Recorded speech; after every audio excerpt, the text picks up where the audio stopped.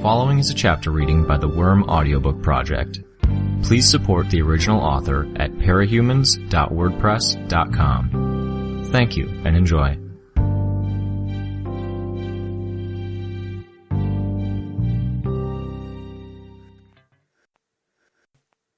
He pummeled the bag, one hit after another. There wasn't any real rhyme or reason to his strikes. Only his training persisted, hardwired into his brain. The joints of his hands were stacked, his weight shifted back and forth over the balls of his feet, and the room was filled with the muffled thumps of fist against vinyl. His dad would be yelling at him right about now, shouting at him about how he was risking injury. Didn't matter. Just needed to hit something. Needed to release, to feel some relief, push himself to a point where he was too tired to think. Except all he felt was a mounting frustration. It spooked him, just a little. He couldn't help but wonder if this was his new default state, if this was how he'd be for the rest of his life. He twisted his body to strike the bag with a roundhouse kick. The bag swung from the chain. He turned away. Sweat streamed down his body, his hands were shaking, and he couldn't control his breathing. Jesus, bro. You look like you're going to have a heart attack. He snapped his head around to see Aisha in the doorway. Cognitively, he'd known who she was the second he'd heard her voice, and he recognized her at a glance. Still, that initial alarm that came with being surprised sang through his nerves. Not a momentary sensation, but a thrum of tension that wouldn't go away. She didn't seem to notice. It was like they were two different people, in two very different scenes. She had her mask in one hand, her black scarf loosely piled around her neck. For a half-second he could see Bonesaw standing there instead, about the same height, dress, blood-stained apron glittering with tools and wide eyes darting about, taking in everything in her surroundings, as if there was inspiration or tools to be found anywhere. He blinked, hard, and that fleeting image slipped away. It wasn't the same. Aisha's investigation of the area was casual, comfortable, and idle, surveying his room. At the top floor of the headquarters he shared with her, his room had a punching bag, weight bench and sink in one corner, and a bed and stand for his costume in the opposite corner, and a television placed where he could watch it anywhere in the room. Not that there was much available in the way of channels. "You're back," he grunted. "Didn't tell me you were going." "You mean I didn't ask permission? No, I totally wanted to hang around here with you wound as tight as a new clock." "That doesn't make sense," he said, still panting for breath. His chest hurt. He stepped over to the sink and splashed water on his face. "Sue me. Not like I've ever seen a wind-up clock. Not like you've ever seen one either. Don't pretend you're so much more civilized." "Grandpa had one." "Really?" He only nodded, still trying to get his breathing under control. This isn't just the exercise. Something else. Can't let her see it. "Still good to see..." He had to pause to catch a breath. "You're okay." "Of course I'm okay, dumbass. No one knows I'm there." Not good enough. He began peeling off his gloves. "I've got the costume Skitter made me. I had no idea she was wearing something like this."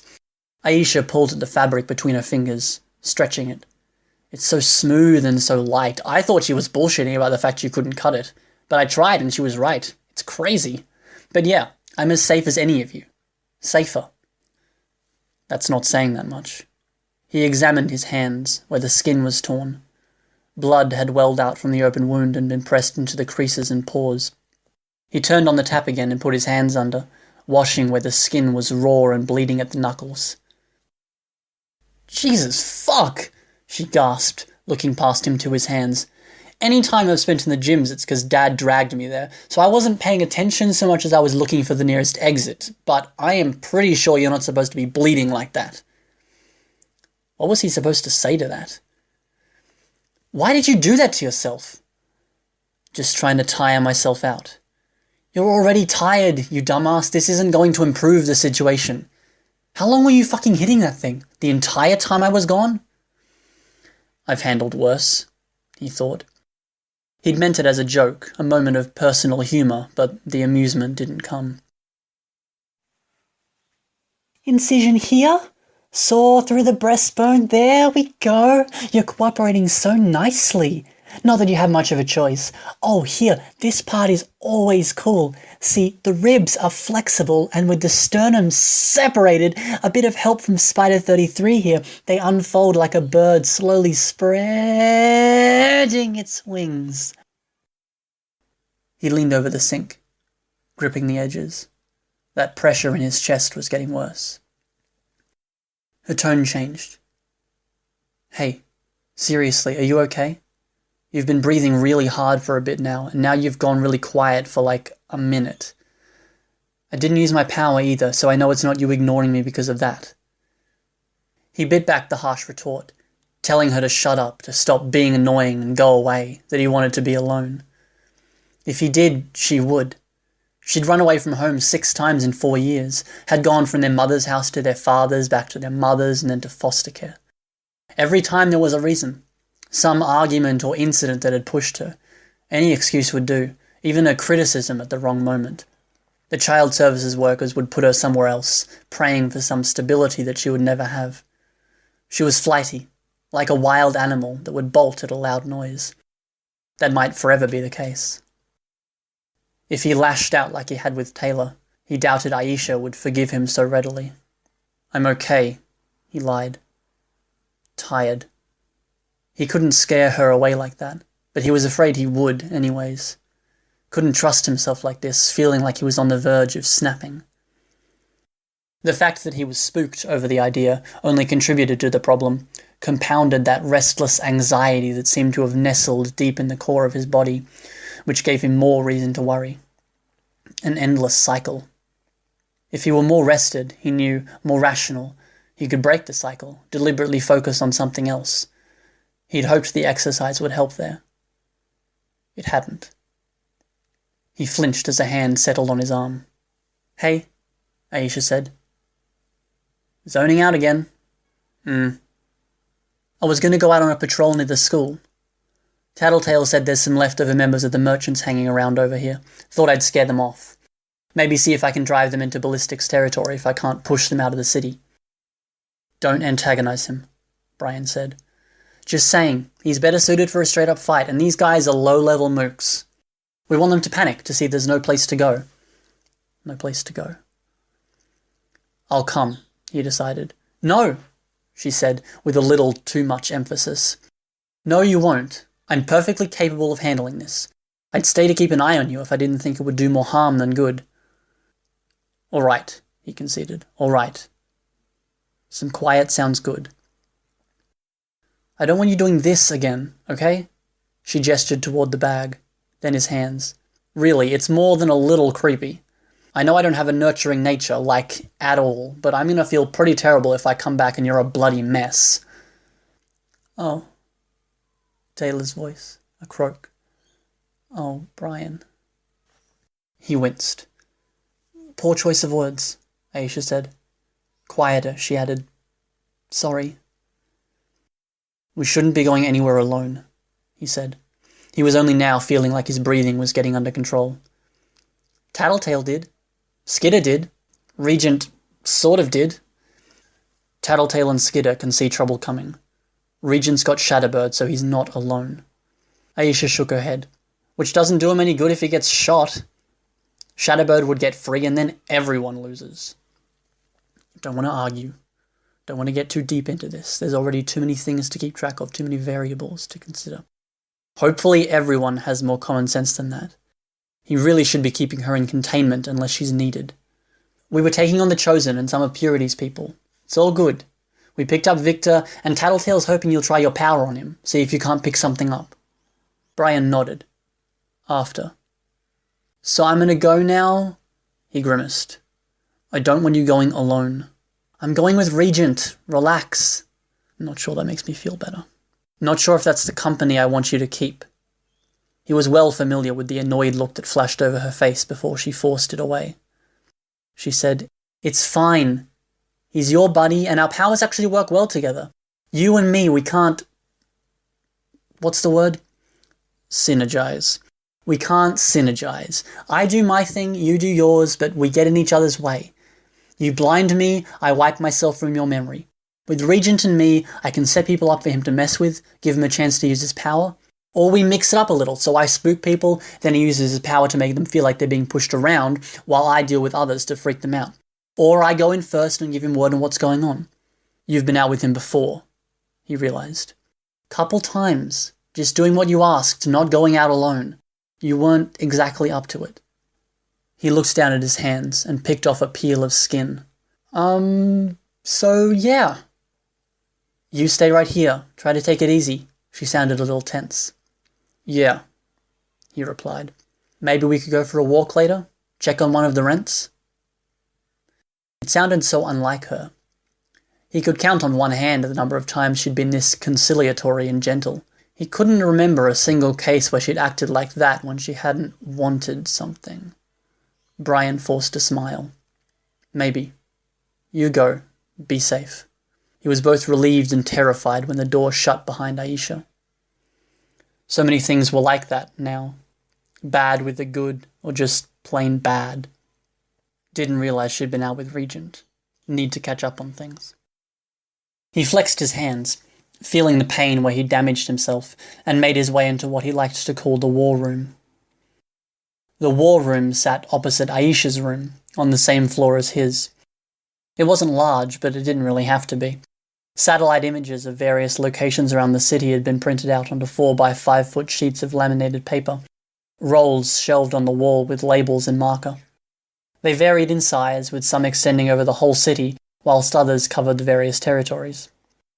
He picked the roll for his own territory and unfurled it. His territory was marked out in black marker, southwest end of the docks. Lots of residential areas, lots of schools, small businesses, restaurants, lots of hiding places for troublemakers. People he was expected to deal with in short order.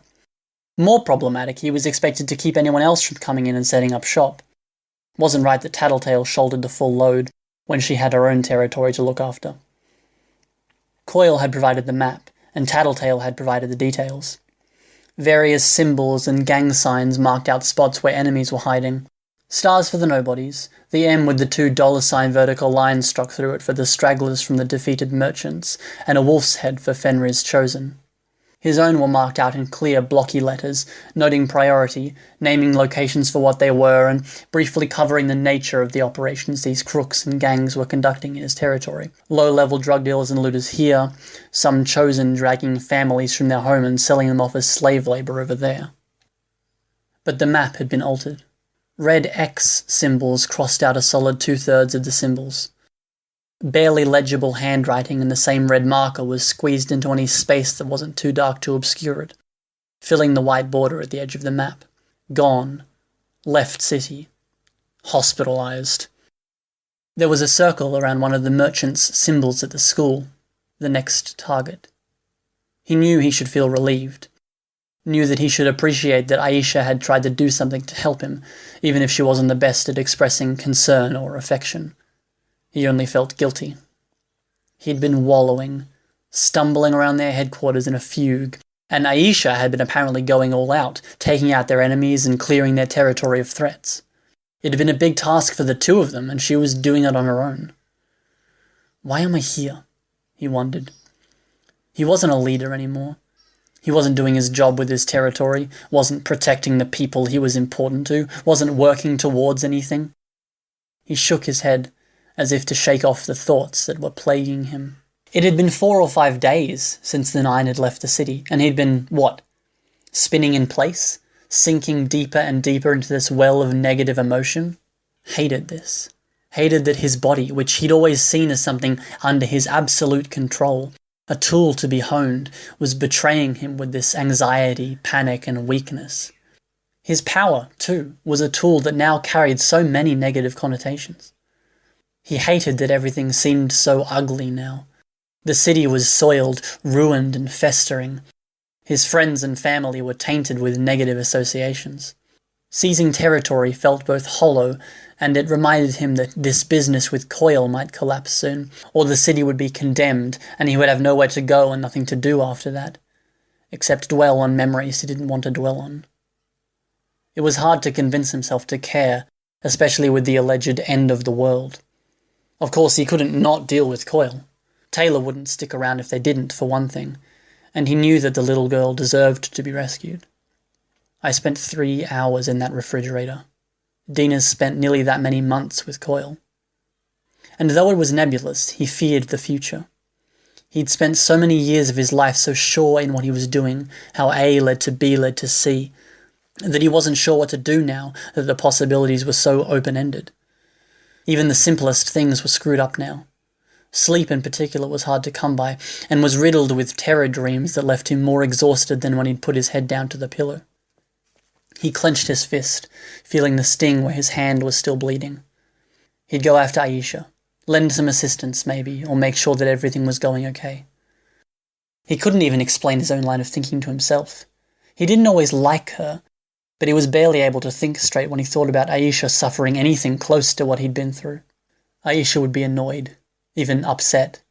She was already feeling pressured, but he had his own pressures, his own concerns. It would reach a critical point one way or the other, but for now he needed to check on her. He paused when he'd re-entered his own room and found himself facing his costume as it hung on the stand. The eyes were surrounded by ridges of horns, the teeth curled and curved into one another. A demon, a creature of nightmare.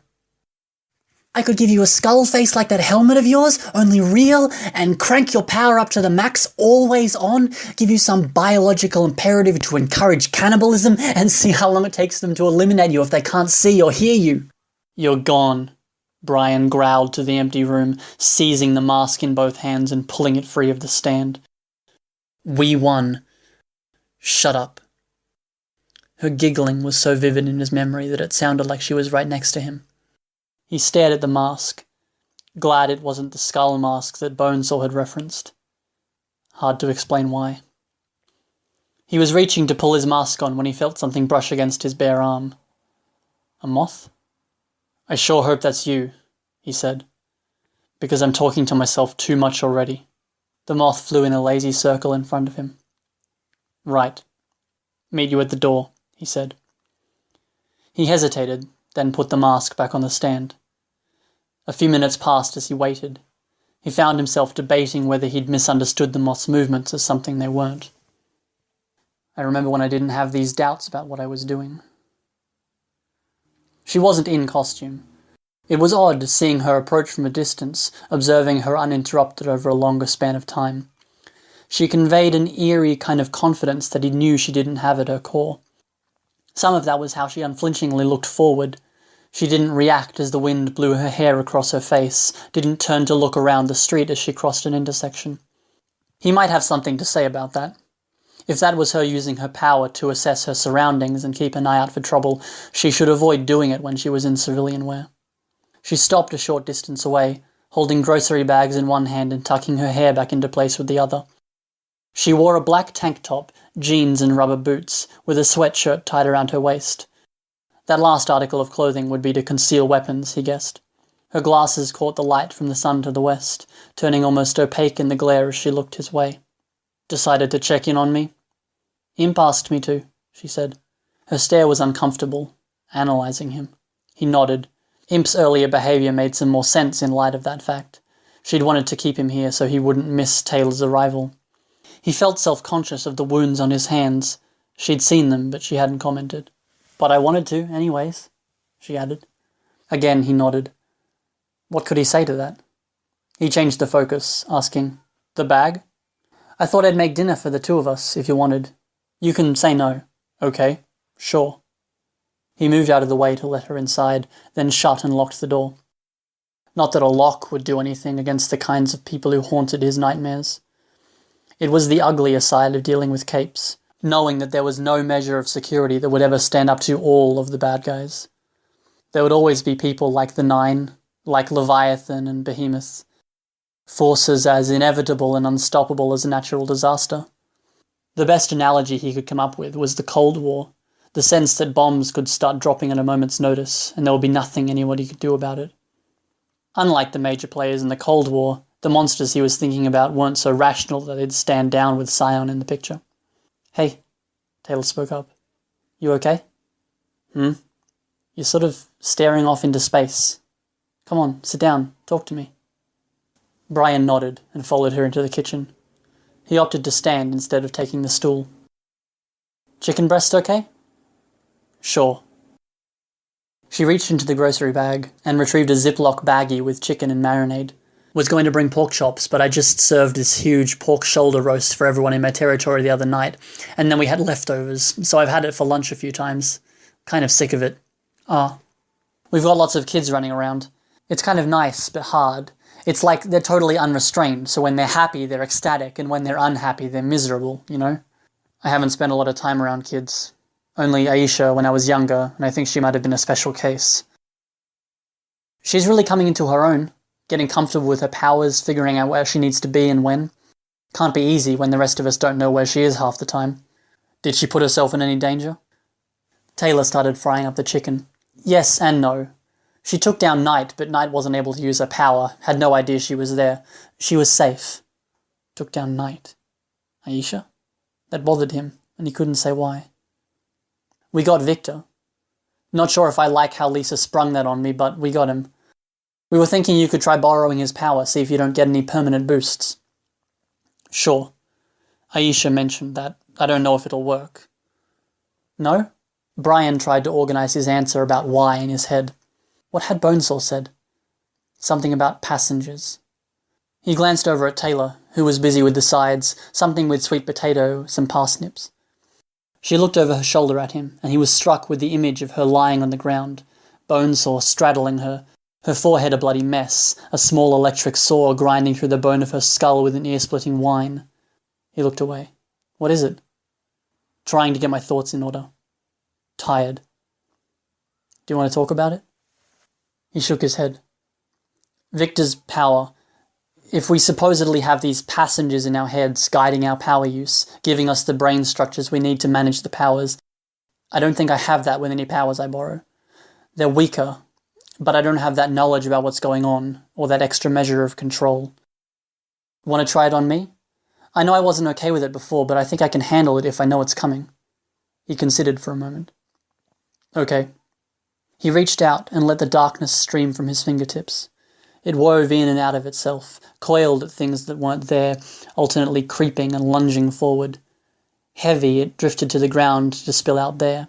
It didn't obscure his sight, but he could tell where it was, almost as if he was seeing in strict black and white when he looked through the darkness, but the colour was still there.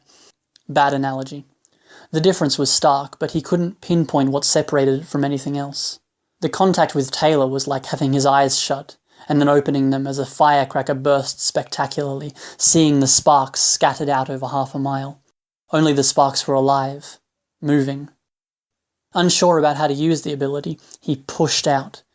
There was no control, no sense of what he was controlling. He was the gust of wind, and Taylor's bugs were the leaves that blew in the wind. She pushed back, and won with little effort. He could feel her moving the individual bugs, the casual hand with which she picked out the ones she wanted. It's sort of calming when you think about it, she said. You realize how small you are in the grand scheme of things. We're not really the rulers of this planet, we're just tenants, and it's the small stuff, the bacteria and insects and the plant matter that really runs it all. Even the big stuff, the nasty, scary stuff, it's all pretty small in the grand scheme of things, isn't it? Is that a good thing?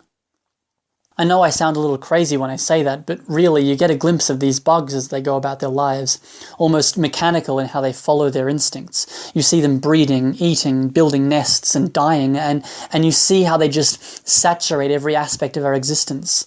In the air, the dark corners, the insides of the walls, they eat our dead.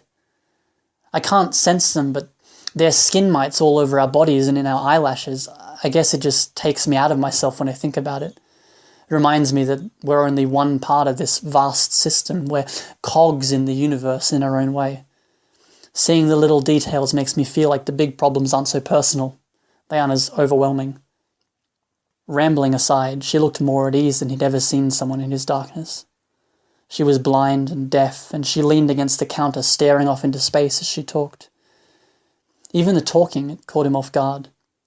Being blind, unable to see the reactions of the person you were talking to, not getting any feedback. Most people would struggle more, much for the same reasons they found it awkward to speak to an answering machine. I don't know if that makes sense, but I usually try reaching out to these guys when things get bad. In retrospect, it kind of centers me. I wish I could find the same comfort in my power, Brian murmured. Did you say something? I think I just felt some vibrations in the air, but it's hard to tell with your power out there. He didn't reply. Instead, he looked at Taylor. She wasn't conventionally attractive, he had to admit. Her mouth was wide for her face, her ears large enough that they stuck out the mess of black curls that draped over her shoulders. And her shoulders. Narrow, bony, deceptively delicate in appearance. She somehow managed to be self-conscious and yet unaware of the way she held herself. The seeming frailty of her body was accented by the angles she seemed to settle into when she rested. Her wrist bent at a right angle as she picked at one of the cuticles with her thumbnail, her leg raised so her right foot could rest flat against the cabinet, her shoulders tilted forward a fraction.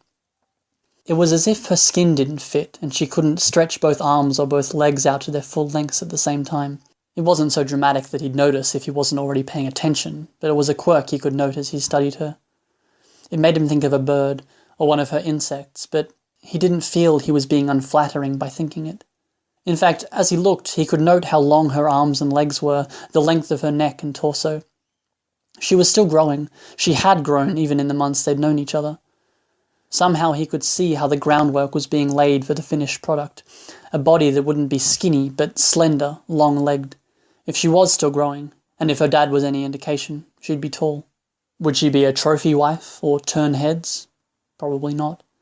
But he could see how someone might come to look past the quirks, even come to like them, and they'd find nothing to complain about in her. How someone might want to hold her in their arms. She spoke, interrupting his train of thought. Okay, you probably have some reason for keeping the darkness up this long. I won't complain since you're probably working things out in your own way, like I was talking about with my bugs. But maybe keep an eye on the chicken? She offered a small laugh. I could use my bugs to check on it maybe, but I don't think either of us want that. He glanced at the stove, prodding the chicken. No problems. He turned down the heat to be safe. Look, Brian, I don't want to stir up any unhappy thoughts, but I don't want to ignore the subject either. I did some reading, and there's a pretty scary number of people who have their second trigger events and then have a bad ending shortly after. I think it has to do with the toll it takes on you, the event. I'm not good at this, at the people stuff, but I have been through some dark spots. My mum died not too long ago. I can't remember if we ever really talked about that. And there was the bullying. I sometimes wonder how much that influences what I do and why. I don't really know where I'm going with this, but I guess I'm saying I'm here for whatever you need. He expected there to be a swell of that dark anxiety that had plagued him as she raised the subject of what had happened. But when his heart pounded, it wasn't the same as it had been earlier. Through the sliver of power he had borrowed from her, he could feel the bugs at work, performing 100 subtly different tasks, sweeping over areas in formation, drawing lines of silk across doorways and roadways, marking the people elsewhere in the neighbourhood, keeping an eye on their movements, gathering en masse when people weren't in a room to check tabletops and cabinets.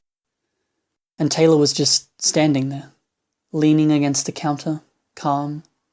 She was blind, deaf, and the person at the other end of the conversation hadn't responded for at least a minute.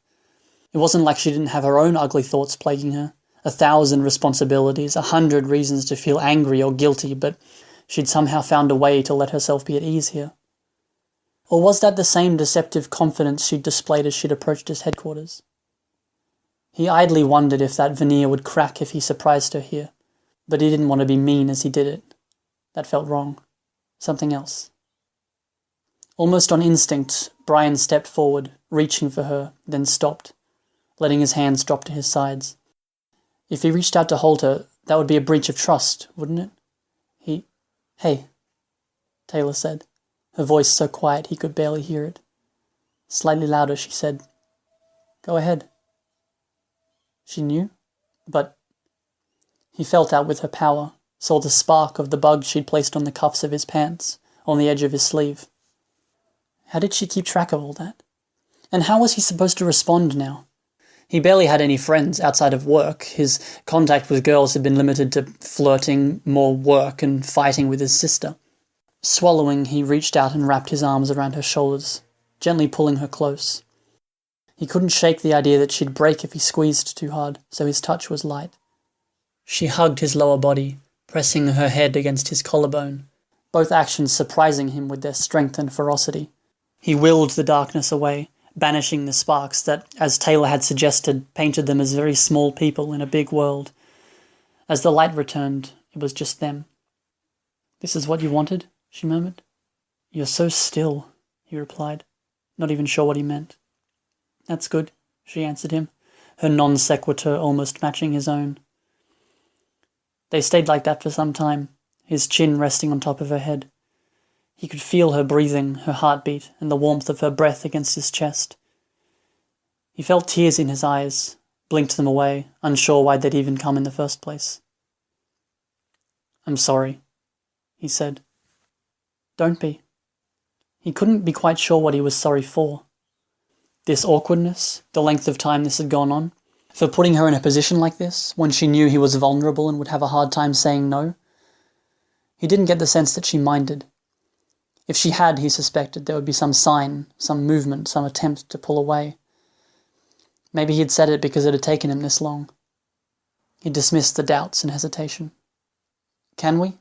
He pulled away slightly and looked in the direction of the couch. Her eyes widened a fraction. Not that. Just... He paused, trying to find a way to say what he wanted to say without putting her in a position where she couldn't say no. "Okay." She seemed to get his meaning. She led him by one hand into the living room. He laid down first, arranging the cushions into a makeshift pillow. She took that time to remove the knife, the gun, and the various contents of her pockets, placing them on the nearby coffee table. Once he was arranged, he was the one to pull on her hand. Moving gingerly, as if she expected him to react badly with every motion she made, she found a way to lie across him without lying on top of him, her head on his shoulder, both legs draping across his pelvis, her upper body pressed against his side. If he hadn't noticed that quirk of hers, how she bent herself at odd angles, he might have thought she'd be uncomfortable. As it was, he somehow didn't feel the need to worry. He pulled her closer with one arm. For days he'd been seeking some way to get centered, to stop that downward spiral where anxiety and fear gave him cause to be more anxious, more afraid. He'd hurt himself doing it, and he'd very nearly hurt his relationship with Aisha. He'd been trying to do it alone. He'd needed a rock, an anchor. If he'd been asked months ago, weeks ago, even days ago, he wasn't sure he would have believed that was true, or that it would be Taylor, of all people. "The stove," he said, starting to sit up. "Handled," Taylor replied, pushing him back down. He looked over and saw the dials had been set to off. "Thank you," he said. It took him a second to raise the courage, but he kissed the top of her head. She nodded, her head rubbing against him. "Really?" he said, reaching over to tilt her head so that she was looking up at him. He kissed her on the lips this time. "Thank you." She didn't reply, only smiling and nestling in close again. Taylor fell asleep before he did. He laid there for some time, trying to match his breathing to hers, as if he could copy her and fall asleep the same way. It was almost as if he'd forgotten how. He wasn't all better. Wasn't sure he would ever be. He just had to think about it, and he could almost see Bonesaw in the kitchen, waiting, watching. Whatever barriers he'd erected between reality and the uglier possibilities, they'd taken a beating. But he could breathe now, his eyes closed.